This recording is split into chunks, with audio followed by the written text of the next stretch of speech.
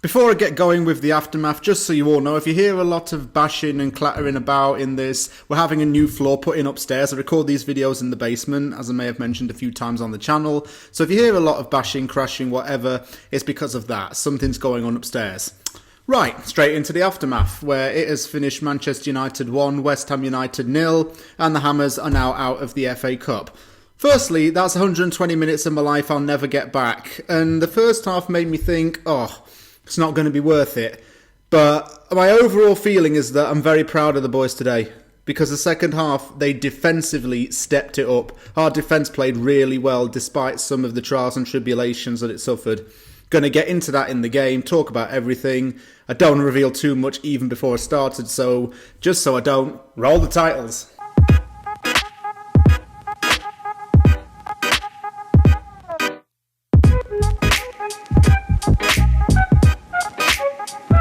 Yeah, I'm disappointed that West Ham are out of the FA Cup because it was a real big chance for us to do well in a cup competition. We didn't do well last year and we got further this year than we did last season. So when we got Man United in the FA Cup, it was going to be a real test of character and a real test to see if West Ham really could get past a big team that is genuinely chasing silverware. Don't forget, Man United are already doing a Premier League title charge. They're doing now an FA Cup charge, thanks to this win. The first half of the game was drab and concerning, but the second half and even extra time were a lot better from West Ham. Despite the lack of depth in the squad, Moyes was able to make a few changes. They weren't the ones that people may have had in mind though. A lot of people say Mipo Beko start this game. Didn't happen. Andriy Yarmolenko was starting up front as the lone striker. Mark Noble came into the side. The clue was when X said that there was a change in captaincy. No one was allowed to leak that on Twitter because he's asked people not to before games. So if anybody is doing that for future reference, just don't. But going back onto what I said, don't get distracted. Noble starting and Yarmolenko starting was like hare and tortoise, in other words. That was the general perception of that. Yarmolenko on his own up front doesn't really do it for anyone. I slag him off whenever he plays up front on his own. I know he's Ukraine's second all-time top goal scorer. I know he was a regular scorer for Dynamo Kiev. That's all in the past. We're talking about him at West Ham. He's not been good enough when he's starting up on his own, and he's not even a recognised striker. We didn't have a recognised striker in the team today other than Odebeko, because Antonio was being rested because apparently he was not fit. Is that a code word for his hamstrings gone? I hope not. Because if his hamstring's gone and we're just trying to gloss it over, oh my goodness, we're done. Means 12th place and bye-bye Europe. Other than that, still pretty much a strong team. Souček and Rice still in there. Defence pretty much the same as it has been. Fabianski stayed in goal. I think that West Ham were alright in the first half in the sense of marking and defensive work. Because Man United did have the ball in West Ham's half a hell of a lot. It's just closing them down all the time. And even though we had wanted West Ham to try and go for it, so to speak, I think West Ham wanted to sit back and defend at first. And at first became the majority of the first half. The concerning thing was when Martial went in on goal with Fabianski, Ogbonna got in there, Ogbonna came off worse and was clutching his ankle. If you look at the replay, he crunches into Ogbonna and kind of like stamps on his ankle. Is that not a red card offence? Stud showing? They don't have VAR in the FA Cup, do they? So that's why he never got looked at. But if you'd have seen it from another angle, it would have shown that Martial was dirty and did that to Ogbonna. And Ogbonna had to go off on a stretcher and Issa Diop had to come on. And that's worrying because I don't know how long Ogbonna's going to be out for. At the time of recording this, nothing's been put out yet. But it looked nasty if he had to come off on the stretcher. And Ogbonna's been one of our best defenders this season. Losing him's a blow. I hope he's not sidelined for a long time, but early indications would show that it's not good. But Diop came on. I think he had a point to prove. I didn't mind that substitution, although it was very early. The key for West Ham was containment. It looked like Man United were pressing a hell of a lot. Nemanja Matic fired over the bar. West Ham just had to contain United because United were all in the West Ham half and trying to pass the ball around, but West Ham just stood the ground. I think that was going to be the mindset for this game, and it disappointed me a bit with West Ham being very defensive, because I thought West Ham could go attacking in this, or at least balance up between attack and defence, as has been the case all season. But it seemed like West Ham were playing out for a draw if you judged it off of that first half performance. Here was the thing. West Ham had been very defensive in the first half and went into half-time goalless. Man United had become somewhat accustomed to West Ham being defensive and sitting back and parking the bus, etc. What I would have done if I were the manager would be to bring on an attacking player. Benrahma or Lanzini preferably, maybe Ogbonna, and catch United off guard. Maybe make them reconsider their plans. The substitution was that Jarrod Bowen came off and Ben Johnson came on, which suggested a 5 at the back.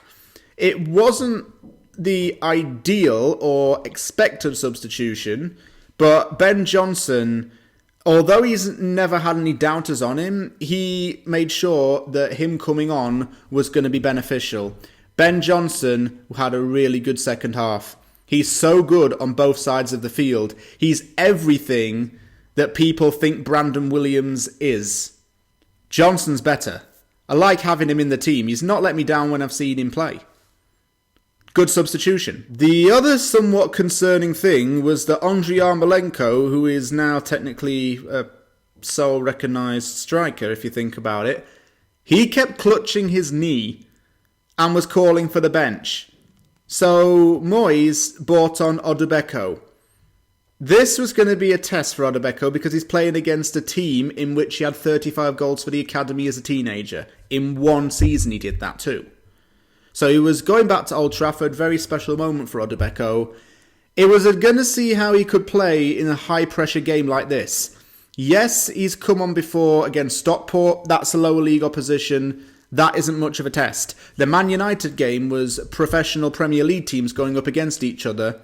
That was going to be a challenge for Ogbonna, and Moyes could assess that player through how he played. Ogbonna overall had 2 touches of the ball and ended up coming off a lot later on. Ogbonna didn't have a bad game either, really. And there's an argument to say that he was bad and an argument to say that he was good. The argument to say he was bad, that he was isolated and he's not ready for it. I would give him a chance still, because he needs to learn by physically playing. That's how you do something, by actually doing it. You learn through doing. Ogbonna still needs a lot of time to get settled, I think. And that's not me slagging him off. I'm just saying that he needs more time to get used to playing at a high pressure level. And his time will come, and he will be good, but it just wasn't today. Crosses started to come in a lot more, a little bit more of a threat. That's alright. West Ham are used to crossing in the ball. I mean, we scored a lot from set pieces. Crossing's not a problem for us. So crosses were there, and they were going in, but just not into the back of the net, or Henderson was saving them. But it was a lot better. Second half was a lot better in general. Defence was really good in the second half, in my opinion. They stayed grounded. They stayed tight. Mark Noble stayed very tight. He had a really good game. Rice had a pretty good game. He covered most of that ground. But what's new? He does that anyway. Defence were really good in particular. And so much so that it ended up going into extra time. Could have been a different story. Dawson headed just wide from a corner with what was the last kick of the game virtually. But it was 0-0 going into extra time. I'm still very proud of the players at this point. And it can go either way. An extra half an hour? Hey, if you need it, so be it. Going into extra time, West Ham made a change. Benrahma came into the game to add some attacking element. Despite this, and it was very painful and gutting, Man United did end up making it 1-0. And it was through a counter-attack. Ball's in the box. Declan Rice doesn't really clear it very well. Marcus Rashford touches it down, but Tomini's waiting there, strikes it low. It's 1-0 Man United. We'd held them for that long, and then that happened. It wasn't necessarily a lapse in defence. It wasn't necessarily a blip in concentration. It was just finding the right spot at the right time, and Man United got that goal. And from that point onwards, West Ham needed to try and equalise. So that's why Ogbonna came off and Lanzini came on. Ogbonna came off because he'd had a good run in, tried his best in the game, but wasn't really getting anything out of this. The final West Ham chance of the game was really wasted. Benrahma headed straight at Dean Henderson. And that was it. As soon as that happened, I said, done. Finished 1-0 to Man United. But so many West Ham players were better than some of the Man United players on the day. Craig Dawson in particular should have had man of the match over Harry Maguire. Dawson was miles ahead of Maguire in this game. Absolutely he was. Dawson was solid in that defensive role. Wasn't afraid to commit. Wasn't afraid to get involved with set pieces. I think he had a pretty good game. Dawson was my man of the match. In fact, all of the defence did really well. Sofal, Cresswell, Diop, Johnson. Everyone in that defensive line played really well. If Ogbonna is sidelined for a while, why don't we have Johnson in? I think that would be alright. Put Cresswell at centre-back. Yeah, Cresswell at centre-back. He has suffered from there at times. He hasn't done very well in that position in the past. But it's okay. He's got good cover in Ben Johnson, who can also go as a left wing-back, or even a right wing-back. That's the beauty of having a player like him. And he's young. He's 20 years old. And he's got a big point to prove. He's proven it already. Scored in the Premier League against Brighton. Ben Johnson, yeah. Ogbonna's out. Have Johnson in. Also, Souček and Rice did look a little bit run down, I think.